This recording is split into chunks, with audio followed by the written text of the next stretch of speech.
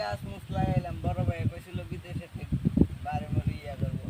না এগুলো তো আপনি যে লাগাইছেন একটা গণ, এগুলো তো ফল তো ধরবে না, এগুলো তো ভালো ভালো তুমি যেগুলো লাগাইছে এগুলো তো কোনো কাম নাই, সব জায়গায় ভালো। এই কইছে বড় ভাই বিদেশে থেকে কইছে কয় গাছ মুছ লাগাইতাম, মানে কি গাছ মুছ লাগাইলাম। আরে শোনো, গাছ মাছ লাগানোর দরকার নাই, যত হিসাবে জায়গা দেখে চালাও, নগদ টাকা লইয়া দেশের থেকে বিদায় হও। এইটা তো ভালো কথা কইছে, খারাপ কথা কই। তো এখন কি করবো, এই গাছ মাছের দরকার নাই, ফল দুদিন, শোনো, ফল 1 কেজি কি টাকা দা, 200 টাকা দা, বাস চলবো।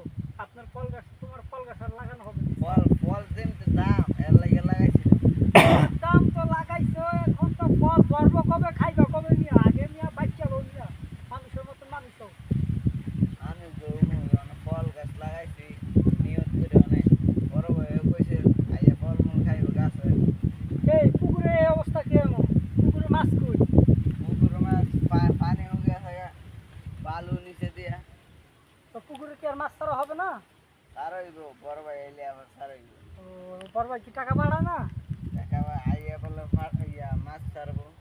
তো মাছ ছাড়বো, তো কি মাছ ছাড়বা? এ তেলাপিয়া রুই মুই যত আছে সব ছাড়বো কইছে। আমার তো শোনো, মাগুর চাইরা দাও দুটা, আর যত যে আশেপাশের যে গরু মরা ছাগল মরা আছে সব এর মধ্যে হালাই দেবো, ছাগল মালা পিঠা মালা যা আছে সব এর মধ্যে হালাই দেবো, দেখবা মাগুর মাছ 2 দিনে বড় হয়ে গেছে। এটা তো খারাপ কথা, পালাগা দিতে তো একদিকে পরিবারের পরিবেশের আপনার যে তোমার সৌন্দর্য থাকবে, মানে আপনার ইয়া, তোমার মনে করো কি আপনার ইয়া পুকুরে মাছটা হলে বড় হইলো, ঠিক আছে? আর যে পালাগা তো গেছে আবার পুকুর পুকুর করলে তো তো ভালো মাছ হয়ে আইব। মাসে 1-1.5 লাখ টাকা কামাই। কেউ এটা দেখা যায় 2 তলা পুকুর, হ্যাঁ হুম, মারি গেছে। উপরের তলা